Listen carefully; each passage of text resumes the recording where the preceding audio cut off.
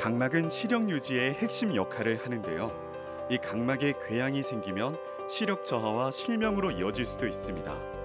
특히 중증 궤양은 2차성 포도막염으로 진행돼 눈 속 깊이 염증을 유발할 수도 있는데요. TB 동물병원, 오늘은 각막궤양과 합병증에 대해 알아봅니다. 반려견이든 사람이든 눈이 시리거나 따끔거리고 충혈될 땐 피곤하다고 느끼거나 안구 건조증 때문이라고 생각하기 쉽습니다. 하지만 이런 증상이 심각한 눈 질환의 시작일 수도 있다는 사실 알고 계셨나요?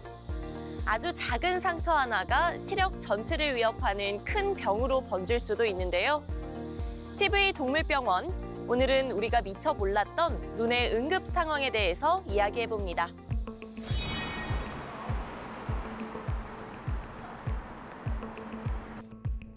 오늘 만나볼 주인공 초비는 눈을 찡그리거나 눈물과 눈곱이 많이 생겨 병원을 찾았다는데요. 타 병원에서 몇 주 동안 각막 미란으로 치료를 받았지만 호전이 없어 내원하게 되었다고 합니다. 작은 눈으로도 큰 고통을 겪고 있는 초비에게 무슨 일이 일어난 걸까요? 보호자님, 네. 안녕하세요. 안녕하세요. 반갑습니다. 네. 우리 초비는 너무나도 하얗고 눈꽃처럼 생겼어요. 이렇게 귀여운 초비. 네, 왜 내원을 하게 된 건가요? 네, 눈이 아파가지고요. 어디서 다쳤는지 모르겠는데 네. 운동을 하고 보니까 눈이 하얘지거든요. 놀래가지고. 눈이 하얗게 변해 있었어요? 네, 한쪽 눈이. 이제 그 전에 이제 병원에 갔었을 때 조금 상처가 있다라는 얘기는 들었는데 네. 갑자기 그래 눈이 한쪽이 하얘지더라고요. 아이고. 그날 바로 데리고 오니까 저는 모르겠는데 포도막염이라 해가지고 뭐 안에 뭐 고름이 있다 하지. 그래가 수술해야 된대서 뭐 그날 바로 또 수술하고. 바로 했지 수술. 눈이 보내는 작은 신호를 놓치면 안 되는 이유. 각막궤양과 합병증에 대해 허윤석 수의사와 함께 자세히 알아봅니다. 안녕하세요. 안녕하세요. 초비도 잘 지냈어? 예. 초비 수술하고 난 다음에 눈 상태는 좀 어떤가요? 예, 좋아지는데 눈이 이제 좀 그래도 빨간 게는 조금 있어요. 네. 초비가 받은 각막궤양 수술은 손상된 각막을 조심스럽게 제거한 뒤 각막 재생을 돕는 물질이나 눈을 보호하는 조직으로 덮어주는 건데요. 이렇게 함으로써 초비가 세상을 맑고 편안하게 볼 수 있도록 도와주는 겁니다. 오늘은 이제 수술 이후에 눈 상태가 어떤지, 이제 그때 생겼던 각막궤양 말고도 포도막염은 또 어떻고, 예. 뭐 눈 전체 상태가 어쩐지 한 번 더 검사하고 확인한 다음에 말씀 한번 드려보도록 할게요. 예. 수술을 잘 마치고 회복 중인 초비의 눈 상태는 어떨까요? 초비의 눈을 들여다보면 손상되었던 각막이 조금씩 회복되고 있음을 알 수 있습니다. 원장님, 안녕하세요. 네, 안녕하세요. 네, 눈에 생긴 상처는 사실 시력에까지 영향을 주는 만큼 굉장히 위험한 요소인 것 같은데요. 중증 각막궤양 그리고 2차성 포도막염은 어떤 질환인지 좀 설명 부탁드릴게요. 각막이 손상을 받거나 하게 되면은 각막 미란이라고 상피가 손상을 받게 됩니다. 그런데 그 상태에서 치료가 더디거나 감염이든 다른 어떠한 요인에 의해서 더 악화가 되면은 각막 중간층인 실질이나 내피세포까지 손상을 받는 각막궤양으로 발전을 해요.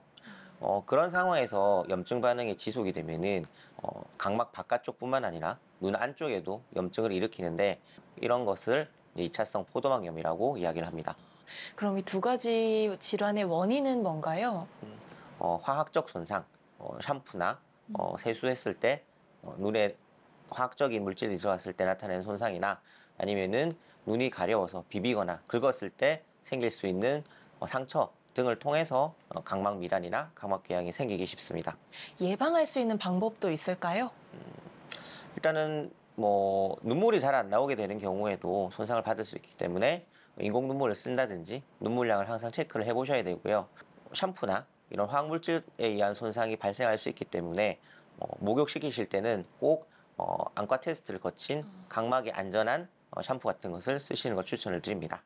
그리고 알러지나 아토피가 있는 경우에는 가려워서 긁거나 비비는 경우가 생길 수 있기 때문에 전신적인 아토피나 알러지 관리를 병행해 주시면 훨씬 도움이 됩니다. 눈의 염증은 겉으로 드러나지 않아도 눈 속 깊은 곳에서 조용히 진행되다가 어느 순간에 갑자기 시력을 앗아갈 수 있습니다. 그렇기 때문에 초기 증상을 알아두는 게 굉장히 중요한데요. 처음에는 가벼운 충혈이나 이물감, 눈부심 정도로 시작하지만 통증과 시야 흐림이 계속된다면 절대 그냥 지나쳐서는 안 됩니다. 눈이 뻑뻑하거나 빛에 예민해지고 또 눈곱이 많아지거나 눈앞에 흐린 점이나 흐림이 느껴진다면 즉시 전문의의 진료를 받아야 합니다. 조기 발견과 빠른 치료가 소중한 시력을 지키는 가장 중요한 열쇠라는 것 잊지 마세요. 각막궤양은 눈물이 부족하면 상피 손상과 염증이 악화될 수 있습니다.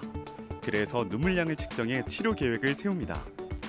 이어서 각막 형광 검사로 눈 표면과 눈 속 깊은 곳에 문제가 있는지 확인하고 OCT 검사를 진행하는데요.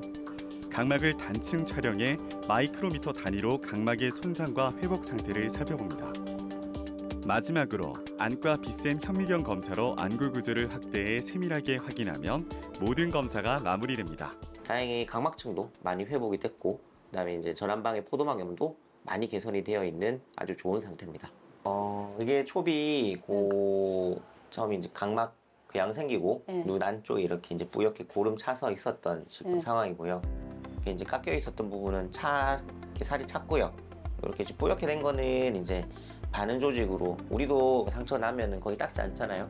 그처럼 이렇게 뿌얘진 건데 요거를 줄이기 위해서 이제 최대한 노력을 이제 저희가 했었었고 일단은 손상을 안 받게 주의하셔야 되고 뭐 목욕 같은 거 할 때 샴푸가 안 들어가도록 하셔야 되고 자기가 가렵다고 눈을 비비지 않도록 좀 해주셔야 되고. 근데 목욕을 지금 해야 됩니까? 네, 목욕은 지금 한 일주일 정도 있다가 시키시면 될 거예요.